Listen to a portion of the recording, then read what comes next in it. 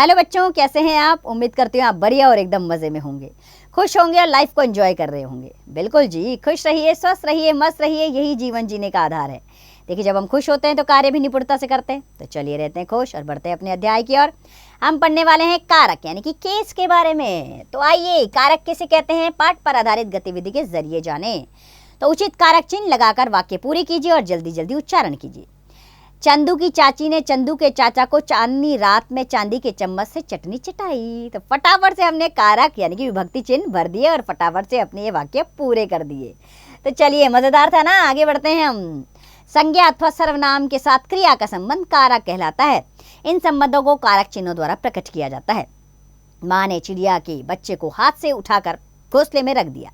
तो इन वाक्यों में जो शब्द आए हैं ने, के, को, से, में, ये विशेष चिन्ह लगे हैं। ये चिन्ह माँ, चिड़िया, बच्चे, उठाकर, हाथ, घोंसला, रख दिया, इन शब्दों में परस्पर किसी न किसी प्रकार का संबंध प्रकट कर रहे हैं। तो ये सभी कारक चिन्ह हैं। तो इस प्रकार हम कह सकते हैं कि संज्ञा या सर्वनाम के जिस रूप के द्वारा वाक्य के किसी अन्य शब्द के साथ उसका संबंध जाना जाए उसे कारक कहते हैं। कारक के कितने भेद होते हैं बच्चों? 8 भेद। नीचे की कक्षाओं में भी पढ़े होंगे आपने। पहला, कर्ता, इसकी विभक्ति है ने या कुछ भी नहीं। दूसरा, कर्म कारक, विभक्ति है को या कुछ भी नहीं। तीसरा, करण कारक, विभक्ति है से, के द्वारा, के साथ, यानी कि माध्यम या साधन प्रकट करने के लिए। चौथा, संप्रदान कारक, विभक्ति है के लिए, को। अपादान कारक, पांचवा, इसकी विभक्ति है से, पृथकता, डर, तुलना, दूरी आदि के लिए इसका प्रयोग होता है। छठा, संबंध कारक, विभक्ति है का, के, की, संज्ञा में और रारेरी सर्वनाम में। सातवां, अधिकरण कारक, विभक्ति है में पर। और आठवां, संबोधन कारक, विभक्ति है हे, रे, अरे, हो। आइए एक एक करके सारे कारकों की पहचान कर ली जाए। सबसे पहले कर्ता कारक ले लेते हैं बच्चों। क्रिया को करने वाला कर्ता होता है, इसलिए परसक ने है इसका, लेकिन ने का प्रयोग केवल सकर्मक क्रियाओं के साथ भूतकाल में ही होता है। वर्तमान तथा भविष्य काल में इसका प्रयोग नहीं होता। कर्ता के साथ कभी कभी को परसक भी लगाते हैं। आइए उदाहरण के द्वारा देखें। रजनी ने मेरी सहायता की, भूतकाल सकर्मक क्रिया। रजनी मंदिर जाती है, वर्तमान काल। इसी प्रकार कर्ता में देखेंगे हम, रजनी सिलाई सीखेगी, भविष्यत काल में। रजनी को आज जल्दी जाना है, को परसक कर्ता में प्रयोग है। तो इस प्रकार कर्ता में जब असमर्थता का भाव हो तब कर्ता के साथ से या के द्वारा परसक का प्रयोग होता है। जैसे रजनी से उठा नहीं जा रहा, रजनी के द्वारा परोपकार के अनेक कार्य किए जा रहे हैं। दूसरा कारक आ जाता है कर्म कारक। तो बच्चों, जिस शब्द पर क्रिया के कार्य का प्रभाव पड़ता है उसे कर्म कहते हैं। इसमें को विभक्ति का प्रयोग होता है, किंतु कभी कभी विभक्ति नहीं लगती। जैसे कि पिछली बातों को आप सब भूल जाइए, मैंने आपकी बात ध्यान से सुनी है। कभी कभी एक ही वाक्य में 2 कर्म भी होते हैं। जैसे कि मैंने बच्चे को चॉकलेट दी, पिताजी ने मुझे गाड़ी दिलाई। उपयुक्त दोनों वाक्यों में 2-2 कर्म है। जिन शब्दों में कोई विभक्ति नहीं लगी होती उनमें कर्म कारक है या कर्ता कारक है, पता लगाने के लिए क्या या कहाँ अर्थात किसे प्रश्न करके जाना जा सकता है।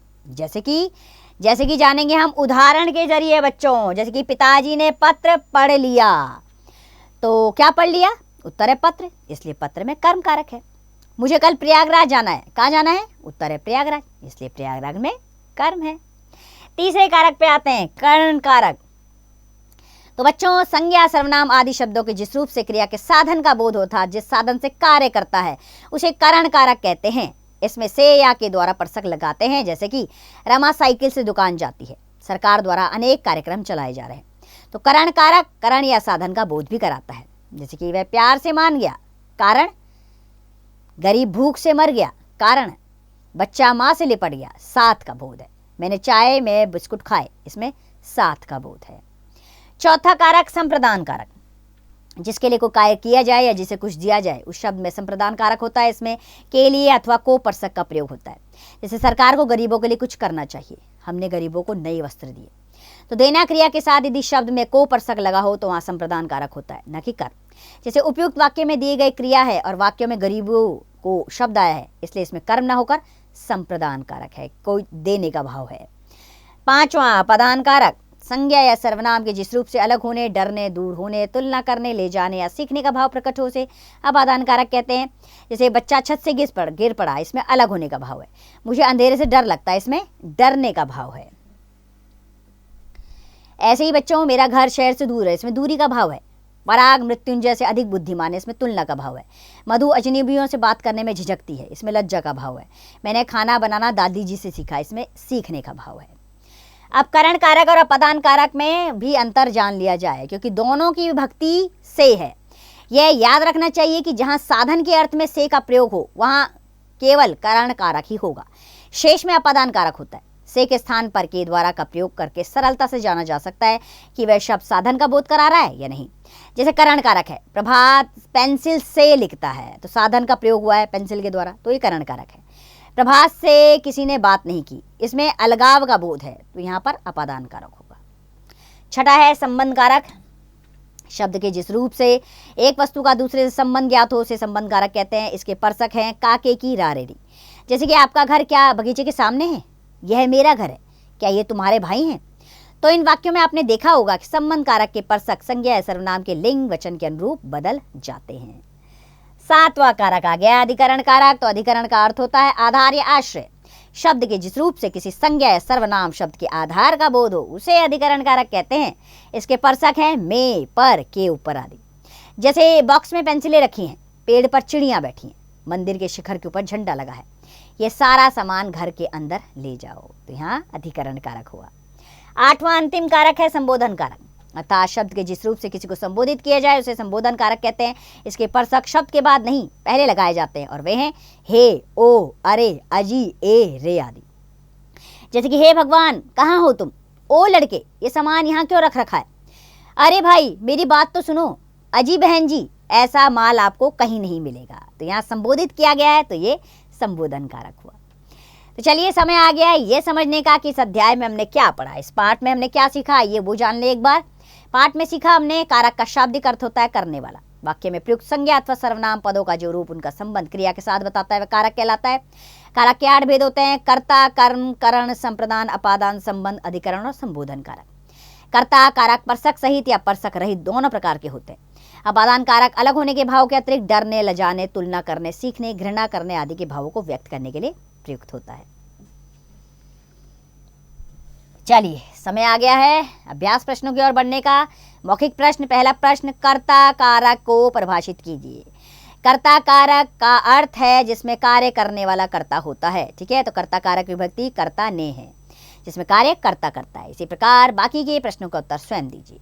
अगले प्रश्न पर आ जाते हैं। सही विकल्प ढूंढना है इसमें। पहला वाक्य कर्म कारक का विभक्ति चिन्ह है के, को, ने, में पर, तो कर्ता ने कर्म को, तो कर्म को की विभक्ति है इसकी को। इसी प्रकार बाकी के विकल्प स्वयं ढूंढिए आप। दूसरा प्रश्न, निम्नलिखित वाक्यों में रंगीन कारक चिन्हों के भेद बताइए। राम की माँ कौशल्या थी, काके की क्या है, संबंध कारक है। इसी प्रकार बाकी के कारक चिन्हों से उनके भेद बताइए स्वयं आप। तीसरे प्रश्न पर आते हैं। कोष्टक में कारक चिन्ह, सही कारक चिन्ह रखिए और रिक्त स्थान भरिए। पहला वाक्य, पक्षी आकाश में उड़ रहे हैं। इसी प्रकार बाकी के रिक्त स्थान सही कारक द्वारा स्वयं भरिएगा आप। आइए हम आगे बढ़ते हैं। चौथा प्रश्न, निम्नलिखित वाक्यों में उचित परसक लगाकर दोबारा सार्थक वाक्य लिखिए। भैया कार शिमला गए, भैया कार द्वारा शिमला गए या कार से शिमला गए। इसी प्रकार बाकी के वाक्यों में उचित परसक लगा के वाक्य दोबारा स्वयं लिखिएगा। पांचवा प्रश्न आ गया। निम्नलिखित वाक्यों की अशुद्धियां दूर करके वाक्य पुनः लिखिए। पहला वाक्य है मेज से पुस्तक रखिए, नहीं मेज पर पुस्तक रखिए। इसी प्रकार बाकी के वाक्यों की अशुद्धियां दूर करके दोबारा से वाक्य स्वयं लिखेंगे आप। छठा प्रश्न आ गया है। निम्नलिखित परसकों का प्रयोग करते हुए वाक्य प्रयोग कीजिए। मैं राधा साइकिल में बैठकर गई, ठीक है। इसी प्रकार बाकी के वाक्य प्रयोग स्वयं करेंगे आप। सातवां, प्रश्नों के उत्तर लिखने हैं। पहला प्रश्न, कारक किसे कहते हैं, कारक के कितने भेद होते हैं, नाम लिखिए। तो कारक संज्ञा सर्वनाम के साथ क्रिया का संबंध बताने वाले शब्द यानी विभक्तियों को कारक कहते हैं। कारक के 8 भेद होते हैं, कर्ता, कर्म, करण, संप्रदान, अपादान, संबोधन और अधिकरण, ठीक है। तो ये कारक के भेद है। इसी प्रकार बाकी के प्रश्नों के उत्तर स्वयं दीजिए। सोचकर बताइए किन कारकों की विभक्तियां एक समान है। करण कारक और अपादान कारक की है, नहीं संप्रदान कारक की है, ठीक है। और भी होंगे, उनके बारे में भी सोचिए। आओ कुछ नया करें भाई। अनुच्छेद में दिए गए खाली स्थानों पर उचित परसक लिखिए। अब ये तो काम आप आसानी से कर सकते हैं ना, तो फटाफट से परसक यानी कि विभक्ति चिन्ह लिख दीजिए और इस अनुच्छेद को पूर्ण कर दीजिए।